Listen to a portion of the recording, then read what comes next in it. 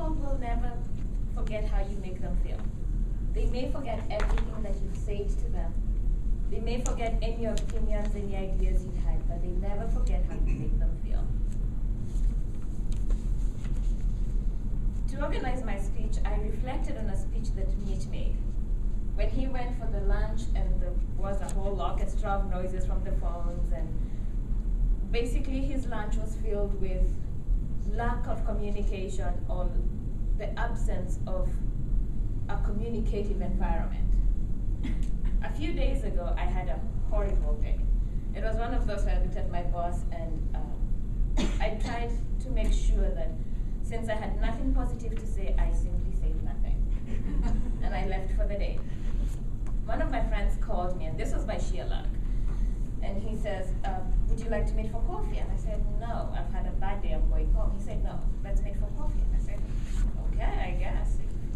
If it's that important, I figured he wanted to talk, so I went and met him. He didn't ask me how my day was. He didn't ask me what was going on, why did I have such a bad day.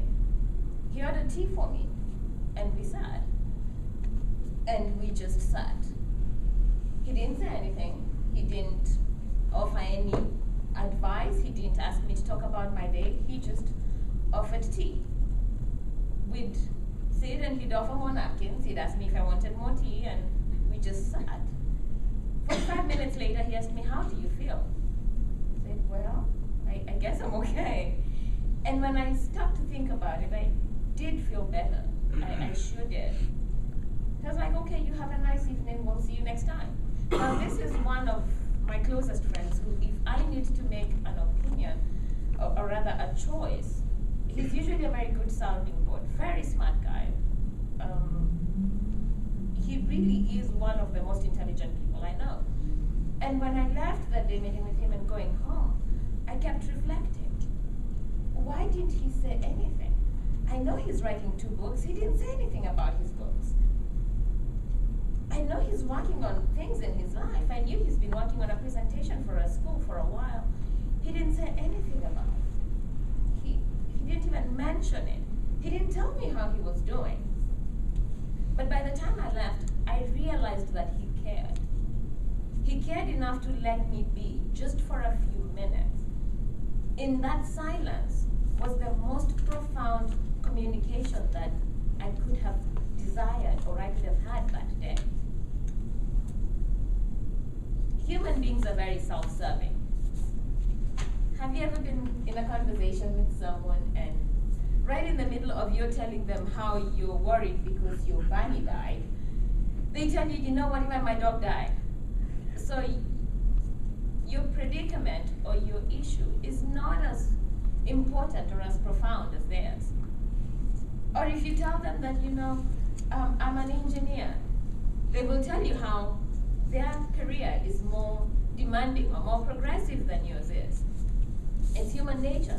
It's self-serving. But the biggest way to self-serve as a human being is silence. Think about a salesperson who comes into your business to try and sell what you need. You need the product. Every human being is a willing buyer. But you don't need to sell them. They need to sell themselves. If they sell themselves, then they will buy from you, one way or the other. So for example, if someone comes into your business and desires to sell, but all they do is comment about how beautiful a suit you have, or how they like the color of your jacket, then you'll talk about where you bought the jacket, what else you bought from them, and how you really like that store because they have good discounts. And they'll tell you something about a picture on your wall. And you'll tell them about the history of that picture and everywhere you've traveled to that involves that picture and any other wall hanging that may be present. If you let people talk, they will sell themselves on your product. They will sell themselves on anything else that you would have desired them to get. We love to talk. We love to talk about ourselves. We love to hear ourselves talk. The first time I saw that, I was at an interview, and my boss, I now just work for her part-time at the university, she brought in these 2 lecturers for an interview. Both taught microbiology, very quiet, withdrawn gentlemen. She talked from the beginning to the end of the interview. I don't think these men ever said what their credentials were. They never said anything about their teaching style. Nothing.